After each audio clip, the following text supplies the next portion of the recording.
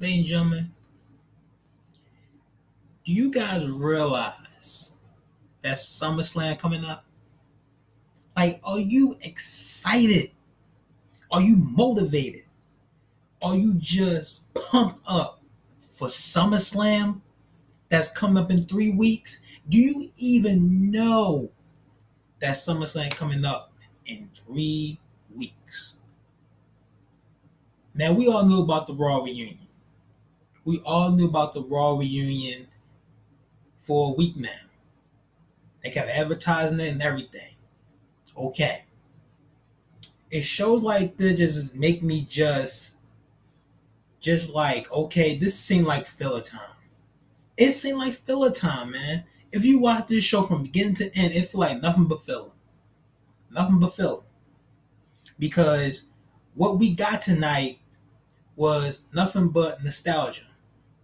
Nostalgia from guys who we love and respected for years in the WWE that paved the way, bust their ass in the WWE. Guys like Ric Flair, Mick Foley, Booker T, Boogeyman, Hulk Hogan, Stone Cold Steve Austin. The list go on and on. I'm not trying to sit and act like I don't love those guys. I love each and every one of those dudes and the women that was out there tonight.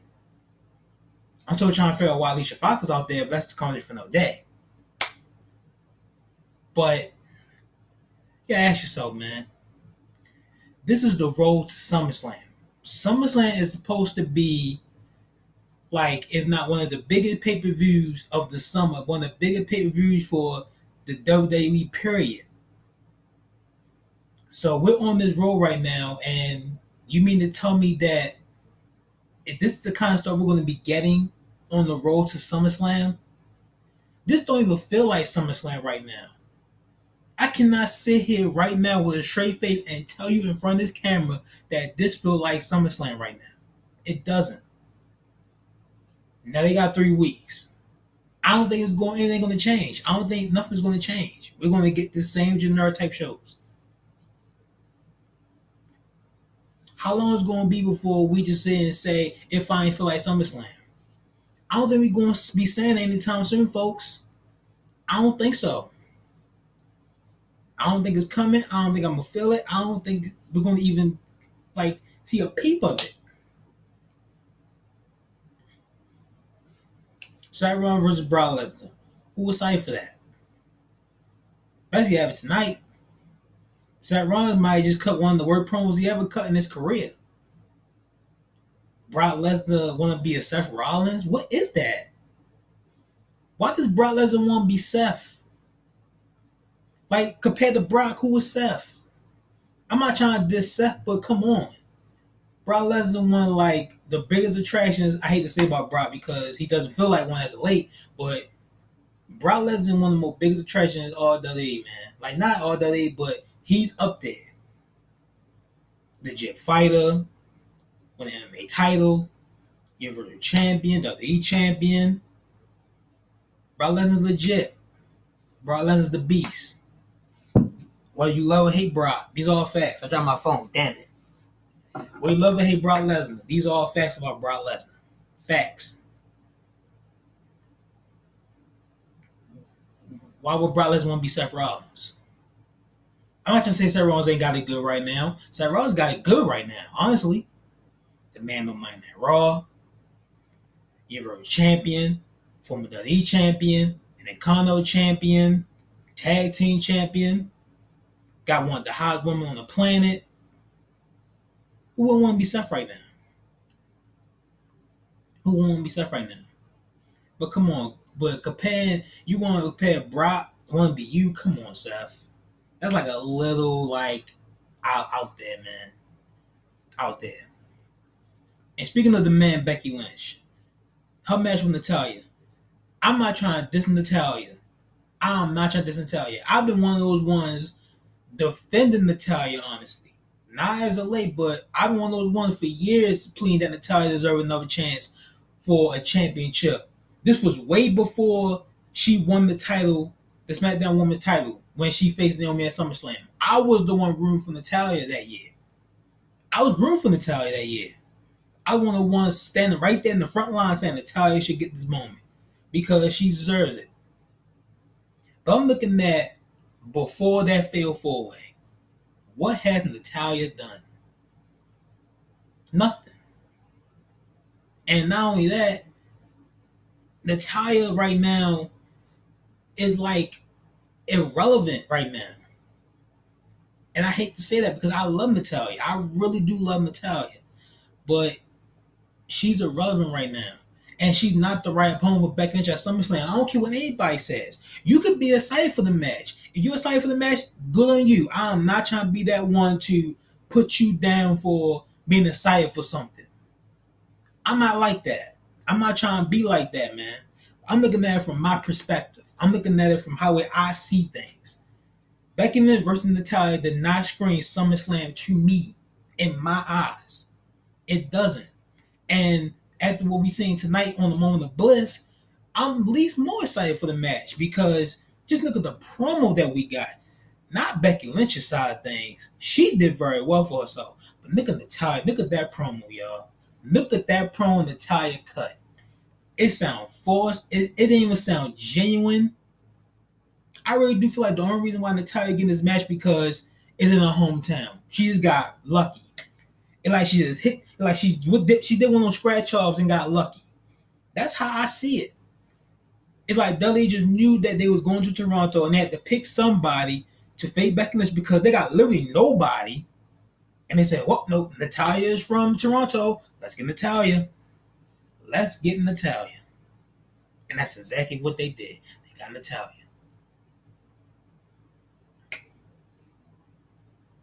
I'm not excited for SummerSlam. I got a feeling we're going to get the Uso versus the Revival. How many times are we going to see that match, man? How many times are we going to see that match before we get at least more excited each and every time we see it? We know what those two teams can do. Let's be real. We know what those two teams could do in that ring. I understand that. But come on, man. How many times are we going to see it before we just say, I'm tired of seeing it? Like you're eating pizza or you're eating the same burger with the same ingredients over and over and over. At some point, you're going to get tired of it. You're going to say, oh, maybe I want some ice cream. Maybe I want something like nice and cool to drink, man. Just something else. Like anything but this damn burger. Like I'm tired of this damn burger. Give me something else. Am I not spitting facts right now? Am I making no sense whatsoever? Or why I just sound crazy? Maybe I'm wearing the hat too damn long. But tonight, it really felt like just nostalgia, just going back from guys who paved the way from the guys we're seeing now. And if you really think about it, what tonight really showed me, and it really should have showed you, honestly, while you were sitting there enjoying the show, is the fact that still, the old school still outdoing the new school. And some of the guys from the old school still get bigger reactions from the guys we are watching right now. What does that tell you? What does that tell you when you're still seeing the guy from the past still getting more bigger reactions than the guy we're watching now? You trying to say that's not bad? You trying to say that doesn't make them look bad? Come on, y'all. Come on, man. And I've seen a lot of y'all saying that this is one of the greatest shows ever. No, it wasn't. No, it was not. I'm not saying it was the worst show ever. It wasn't the worst show ever, but damn, it wasn't the best this year. It was not one of the best this year. It felt good seeing the legends. Don't get me wrong. But this show was not the best this year. This show was definitely overhyped as hell. This show was overly hyped. From start to finish, I've been seeing the tweets. This show overhyped. This show was overhyped. Wasn't that great. Wasn't the best show of the year. All we got was a lot of filler time. A lot of guys who did their usual stick. Men and women. and we got some matches in between. And the match wasn't that memorable tonight. The only match I can remember was the Uso versus the Revival. From the top of my head. And that was the first match that kicked off the show. Ladies and gentlemen, welcome to the channel, man. I'm Team 161. Today we're going to talk Monday Night Raw. You guys enjoy the video, hit that thumbs up, truly appreciate it. Leave a comment down below. And also, subscribe if you're new to the channel. And click on that bell for notifications. Also, Twitter and Instagram and the link in the description below. So guys, go check those out. Follow me. Appreciate you. Now, let's talk about the show, man. How the show kicks off with the 16-time world champion, John Cena. I did not expect to see John Cena tonight, but I will say it was damn good seeing John Cena for the simple fact that we have not seen John Cena for a minute, man. And you guys know what they say about the Heart Growth Founder, the estimate the Heart Growth Founder. That was very apparent for John Cena tonight. So John Cena kicks off Monday Night Raw for kick off the Raw reunion show. With return Monday Night Raw. Cena runs down the list of legends that we're going to see tonight. After Cena pretty much commended the show, gets on the road. The Usos head to the ring to coincide him to doing some rap battle with him. Pretty much they want to see the Doctor of Thugonomics make a little return tonight. So Cena then hesitates until the Usos roasted him for leaving the WWE for Hollywood. So then, not to be outdone, the Doctor of Thugonomics dropped the bomb in return by bringing up the two brothers, Usos, past runs in with the law, because you already know they both got an arrest. You know what I'm saying? Behind bars, which was a little, you know what I'm saying? But Jimmy and Jay didn't reveal they Pop was in the building, and that would lead to the next legend that we seen tonight was Rikishi, man. Rikishi shows up, y'all. So just as Rikishi was about to bust a move like he did with Too Cool back in the day, the Revival interrupts, and they bring out Devon. Where was Bubba? Now I don't be looking at no news or nothing, but I know it gotta be a damn well good reason why Bubba Ray was not on this show tonight. I know one of you is gonna tell me in the comments, so anybody can please let me know why Bubba Ray was not on this show. Please let me know if you hear anything, because I don't know why he wasn't on the show. But you cannot have Devon when you don't have the other brother, Bubba Ray. Come on now. Come on, y'all. So then we get the match between the Revival and the Usos. Not even gonna say the match was bad. The match was not even bad. That's the thing. Also, Booker T was on commentary, by the way. Another Hall of Fame. Shout out to Booker T. So this match was pretty damn good, man. It was pretty damn good. We seen Devon was about to try out the Revival, but then Rikishi comes to the fray, stopping Devon from helping the Revival out, which lead to the Usos pretty much taking advantage and then pinning the tag team champions. I just hate that mentality, man. I hate when the champions get pinned, man. I hate that. It almost like the Revival got pinned more than they pin others. It really feels that way. Every time you turn around, they're taking a pinfall from somebody. More so the Usos lately. So more than likely, we're going to get this match once again at SummerSlam. Just like we got Extreme Rules. Can't be excited for. I cannot be excited for, even though I want to, because I like the Revival and I love the Usos. You got to know for a fact how I feel about the Usos. But I'm not excited for this match whatsoever. I can't be, man. I just can't. Seen it too many times.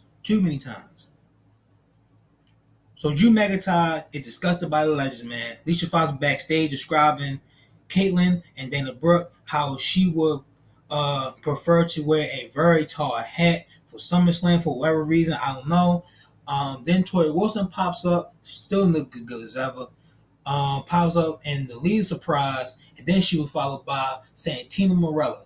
Another real big fan of Santino Marella, man. So, who, yes, did bring in the Cobra, and I hate that Cobra shit. I don't want to be mad about the Cobra. I hated that Cobra. I never liked the Cobra with him, and then let us know that Santina, which we seen, Santino dressed as the woman, was doing well. So Drew McIntyre enters the picture, and this is one of the best about the whole entire show. This is one of the best part right here. Drew McIntyre enters the picture and scuffles at the fact that to refer to themselves as legends. He used to sit there and say, legends. That was the best part of the whole entire thing. The whole entire segment. Just Drew McIntyre just saying, legends. I'm not trying to say he's not legends, but still, that's the best part about the whole entire segment to me, in my opinion. So, 24/7 Championship was all over the place, man. Was all over the place. Like, I just want to talk about this now, get over it, but I got continue down with the notes, man. So 24/7 Championship, Drake Maverick took the title from R-Truth, man. Yes, R-Truth once again lost the 24/7 Championship to Drake Maverick. Backstage, Charlie Caruso, R-Truth revisit his appearance at the San Diego Comic-Con this past week, where he was challenged by the Hurricane himself, man. So the Drake Maverick's wife, very good by the way, Renee confronted Truth and Carmella about ruining everything surrounding her wedding, and this allowed Maverick to sneak up from behind R-Truth and win back the 24/7 title. Okay, so then Maverick and Renee held it out of there, and Truth and Carmella give chase while Maverick's wife assists him in winning back the title. Was a nice twist on this ongoing saga, man. So this, like, it's a saga between Drake Maverick and R-Truth. Who's gonna win? And like they're really battling each other out for who's gonna win the title more so at the end of their careers at this point. Who's gonna win? R-Truth or Drake Maverick? Because I don't know, man. I don't know, but this 24/7 shit was not needed on tonight's show. It really wasn't needed for tonight's show, man. This was going all over the place, man. This was one of the last time we seen the title got exchanged. So then we get a rematch.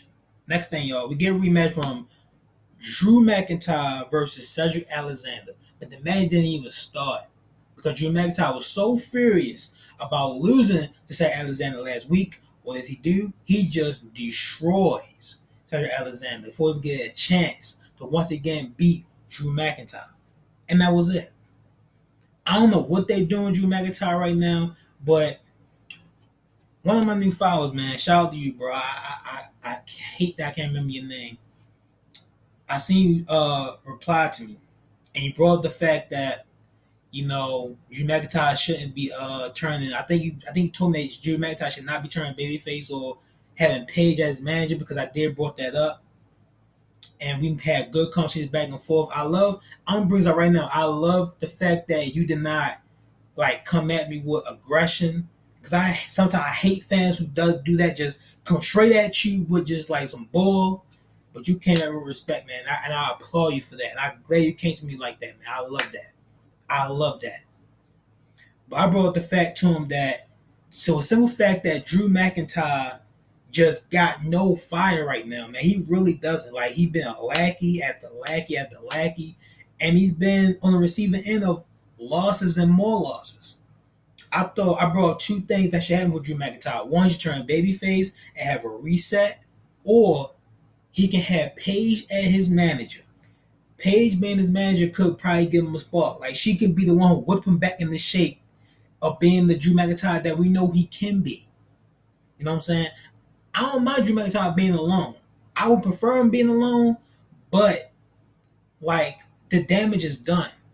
This dude has been losing so many times. I can't remember the last time he won. And that's sad, man. I shouldn't be saying about a guy like Drew McIntyre. But Drew McIntyre needs something to spark things up for himself and as a character right now. What he's doing right now is nothing going on with Drew McIntyre right now. I don't know what he got going for himself at SummerSlam right now. He needs something to spark things back up for himself. And I don't know what that can be. I brought up two things. Let me know what you guys feel about in the comments section for Drew McIntyre. Because at this point, I don't know, man. I really don't know what Drew McIntyre needs right now. I really don't. But he needs something and fast. So, when I brought 24/7 title, here's one of the instances. Maverick was looking to escape, right? In the locker room. When he opened up his suitcase, it was a suitcase full of worms. At that moment, we all know who that was at that moment. Yes, y'all, the boogeyman himself appeared to terrify Drake Maverick to the point where he hit the ground, and then within pain, Pat Patterson walked in with the ref, stuck his foot on Drake Maverick's chest, and became the new 24/7 champ. Yes, y'all, Pat Patterson became the 24/7 champion on this night. That took me by a surprise. I did not expect that whatsoever.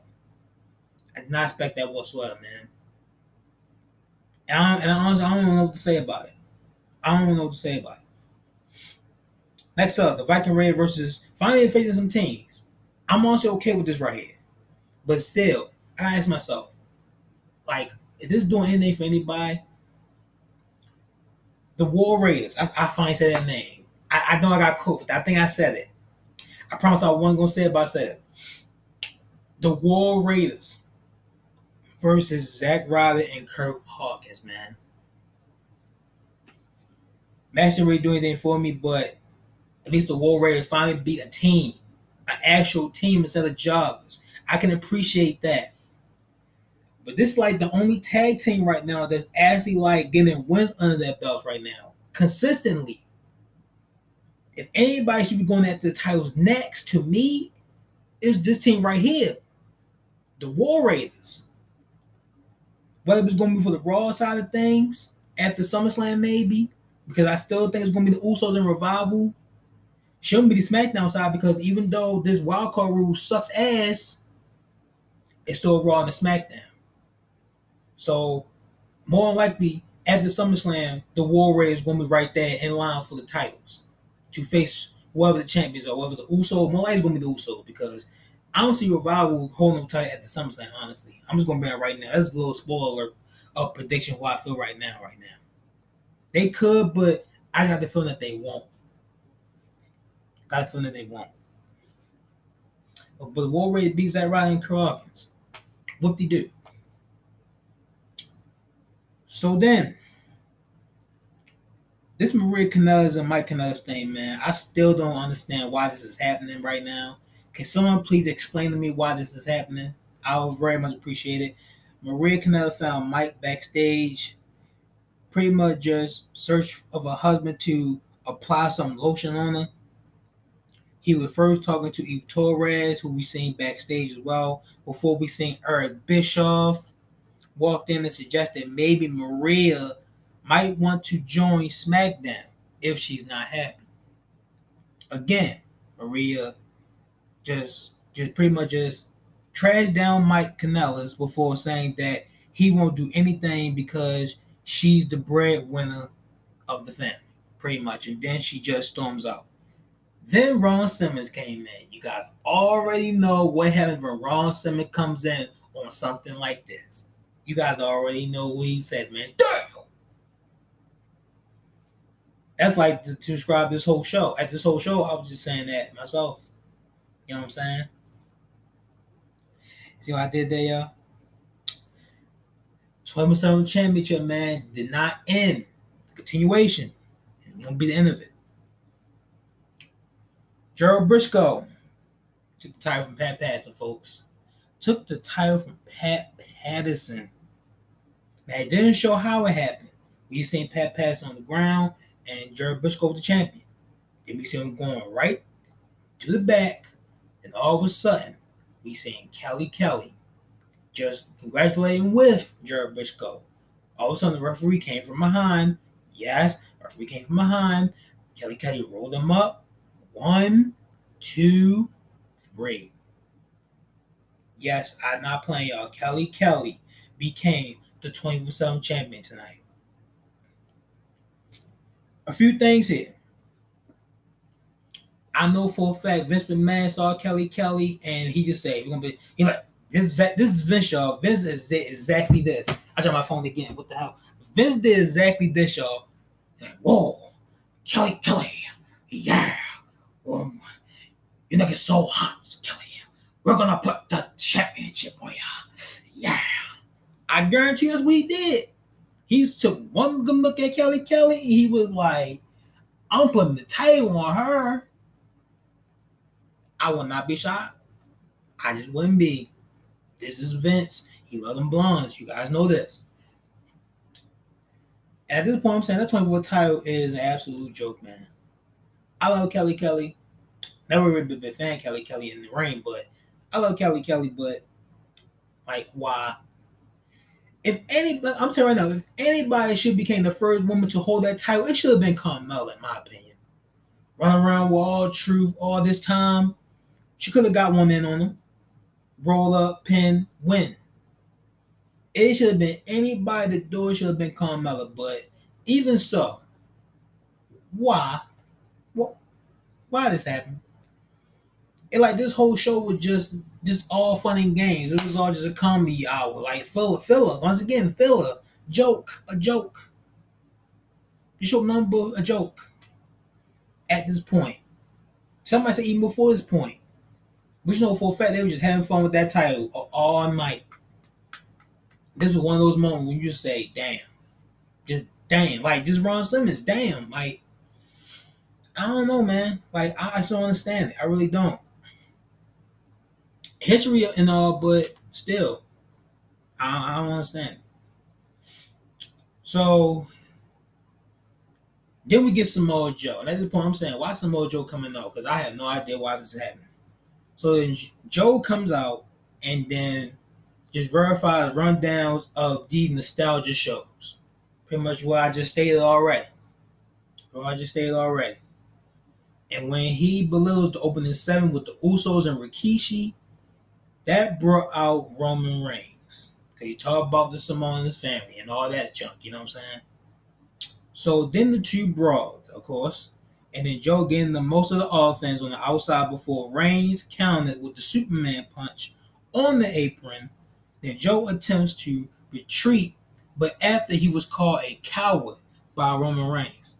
Then accepted the challenge Reigns had just laid down for Joe. Reigns earned the victory with the spear, which looked very bad. Like that was an awkward looking spear, by the way.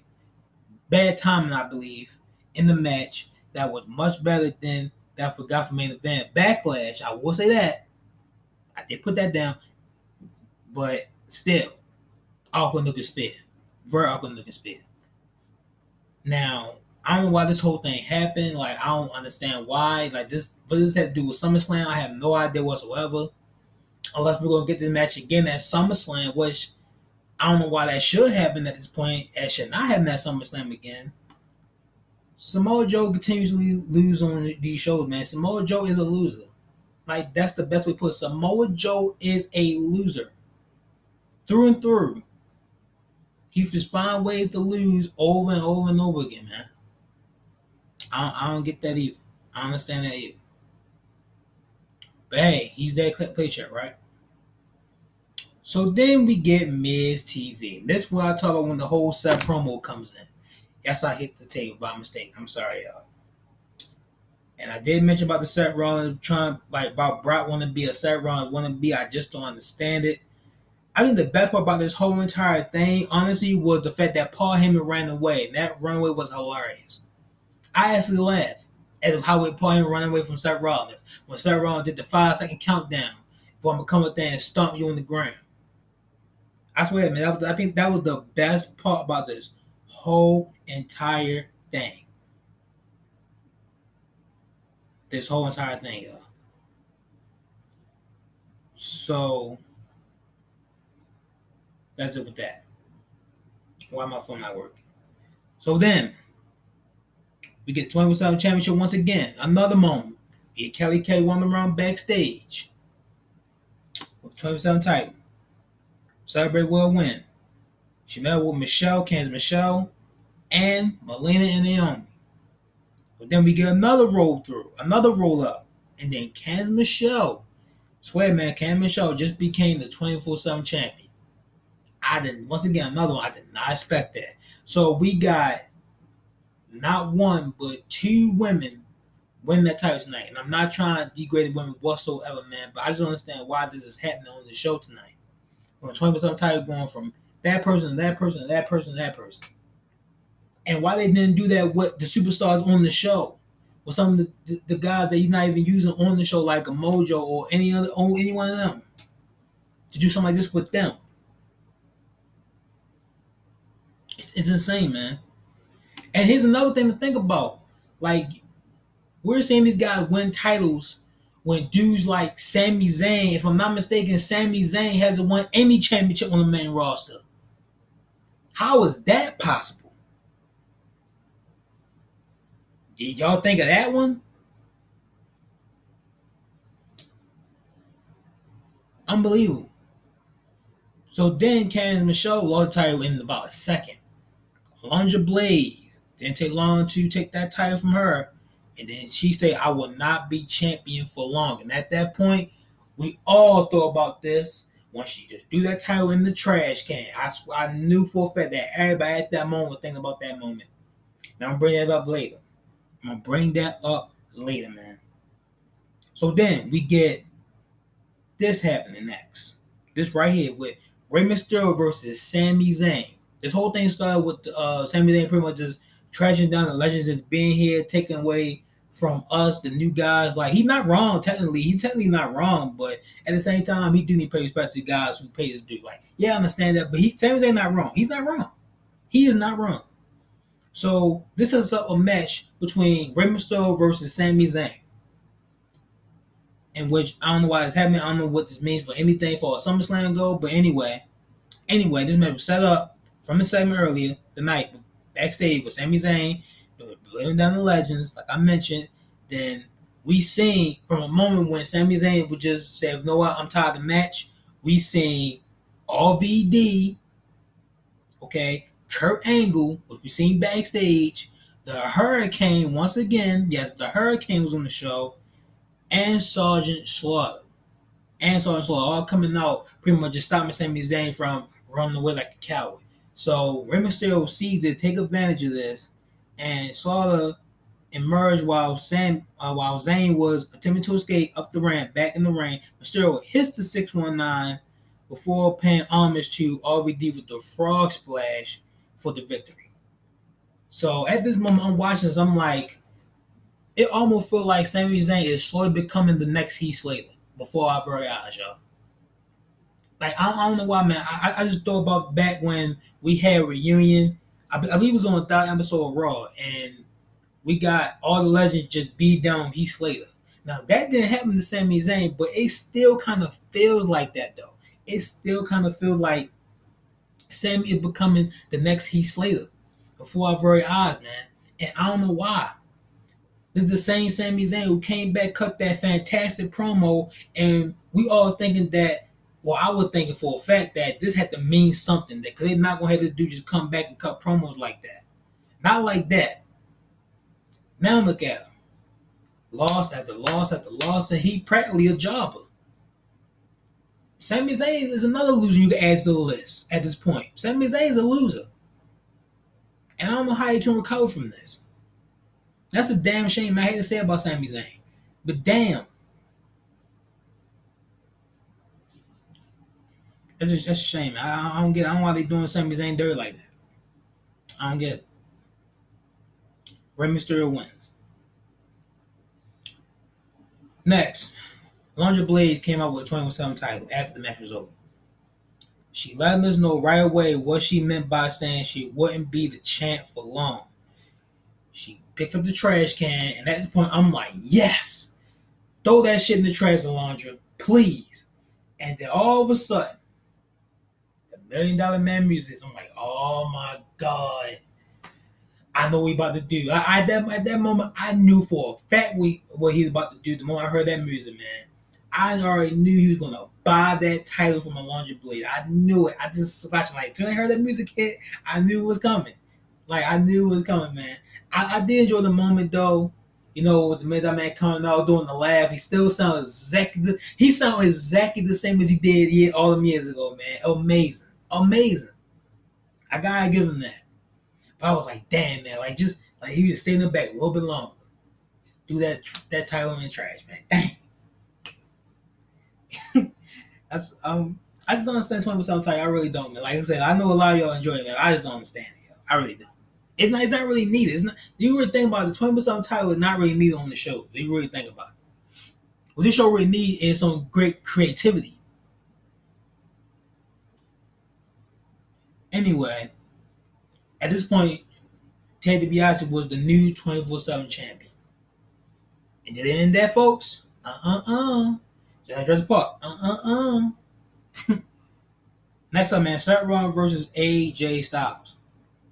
AJ Styles got the three-point match when all of a sudden DX come out to aid Seth Rollins, Triple H, and Shawn Michaels. Cheering for Seth Rollins, right at ringside, while the club cheer for AJ. And I'm looking at the club, man. I'm watching their shirts, and I see it say OC on it. I'm just thinking at the top of my head, like, bro, all you gotta do is put an S before the O, and you got the real faction out here. I mean, y'all feel me? Y'all know what I'm talking to. SOC. Y'all know. I know y'all watching me. Yeah, boy. Yeah. Oh, y'all watch me, man. I love y'all, bro. Y'all already know, man. Fam. Anyway.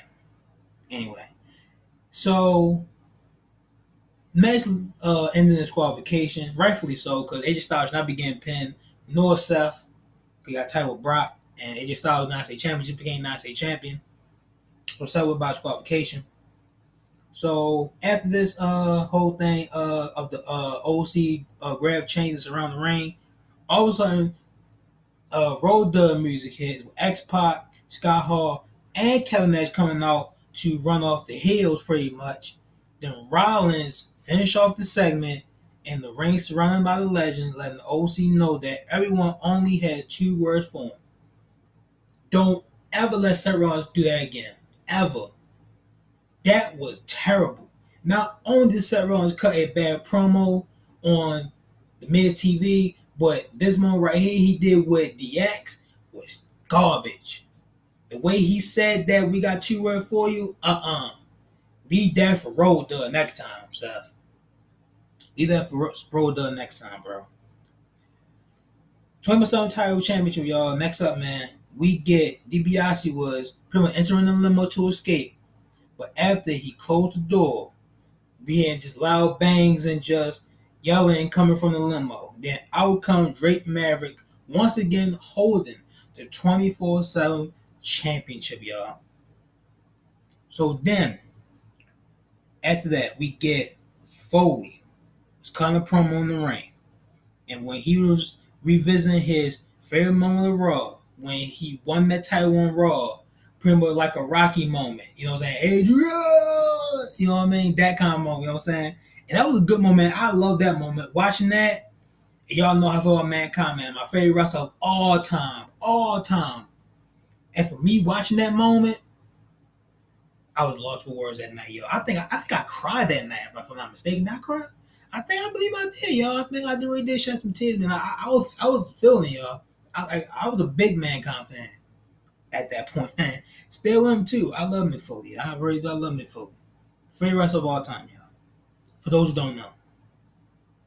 But so like I say, beat the Rock to win first WWE championship. Everything in the arena slowly begun to shut down. At this point, we know exactly who was coming. Yes, y'all.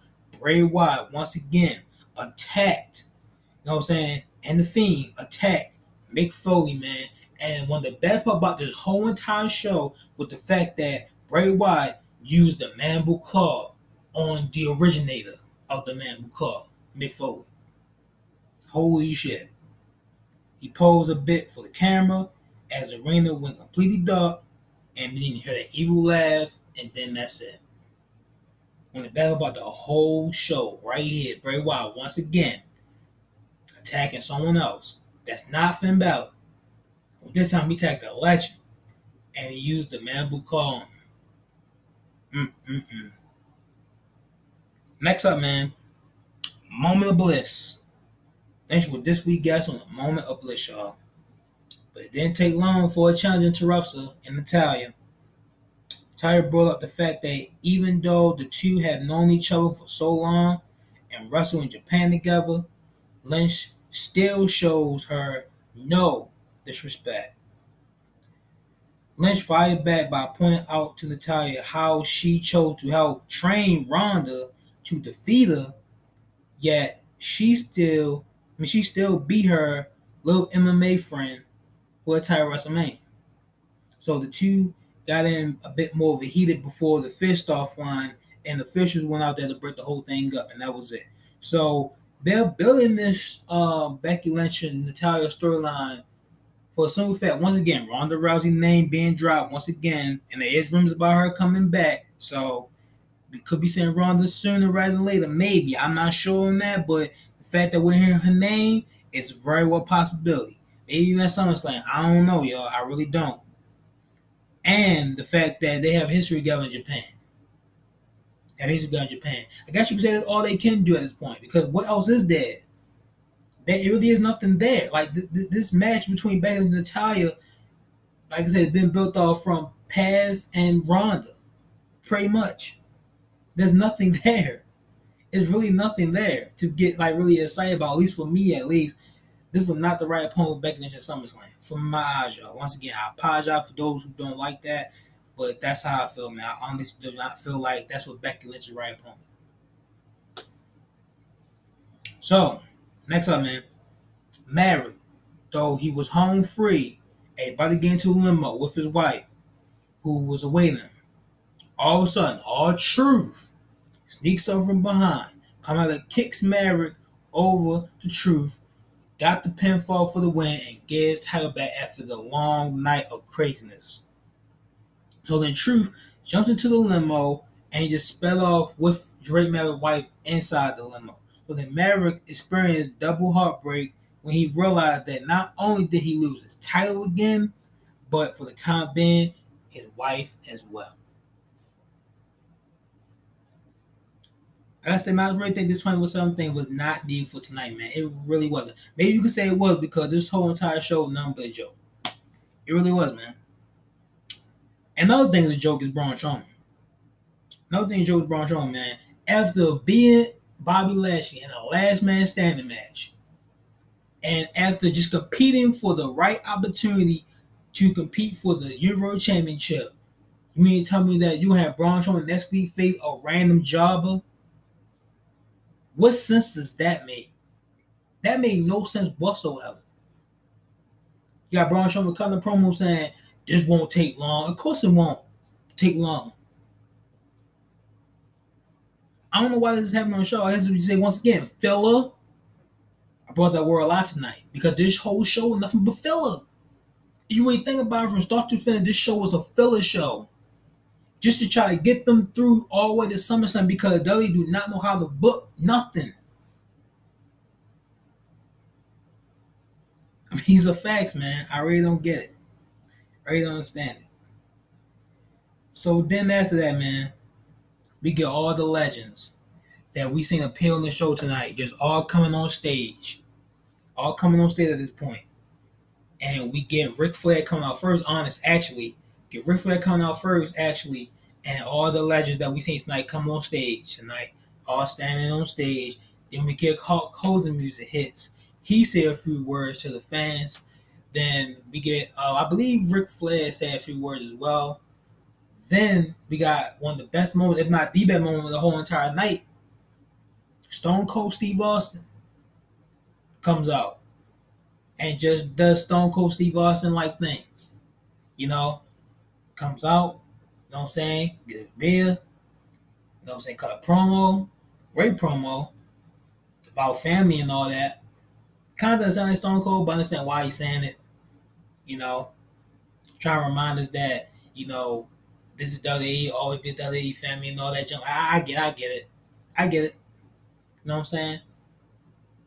But that Stone Cold promo, like, even though it sounded good and all, but what that had to do with SummerSlam? I'm still asking that question. But did any of this the show had anything to do with SummerSlam? Nothing whatsoever. Nothing. And if it was, it's nothing exciting. Nothing. Once again, the old school outdid the new school. That's facts. Because they got more pop than the new school guys. And that's it. I don't know what to tell y'all, man. I really don't know what else to say. This show was nothing but filler. It was not the best show of the year. It was not the best show of 2019. No, it wasn't. It wasn't the worst either. I'm not saying it was the worst, but it was not the best neither. This show was nothing but just filler time, just for comedy hours, like just going back to nostalgia, going back to what we used to watch back in the day. And that's pretty much it. Nothing else to say. We got SmackDown Live tomorrow. We're going to get Kofi Kingston announce his opponent and Shane McMahon once again and Kevin Owens. And if Shane McMahon face Kevin Owens on SummerSlam, will not be excited for that either. Because we seen it already. Not at SummerSlam, but we seen it already. Seen that rivalry. Only difference is Kevin Owens the babyface, Shane McMahon's the heel. And once again, like I said about Shane, he's not a good heel. Shane McMahon is not a good heel. Him just standing there, just letting whatever announcer announce his name, and him doing a little bit of this, letting him say his name for a long ass time, just trying to get under our skin, like it really is getting under our skin. Some people actually enjoying it, actually liking that shit. I'm not, but some people like it. Go figure.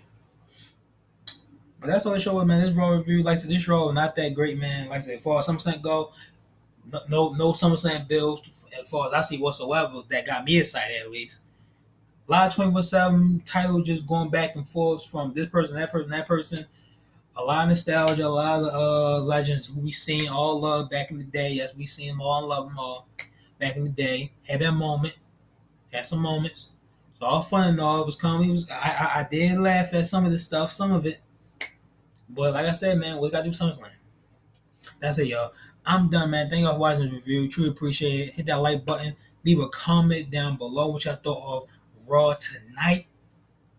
Subscribe if you're new, man. Click on that bell for notifications. Follow me on Twitter and Instagram. And as always, I'll see each and every one of you in the next video, which will be SmackDown Live. Peace.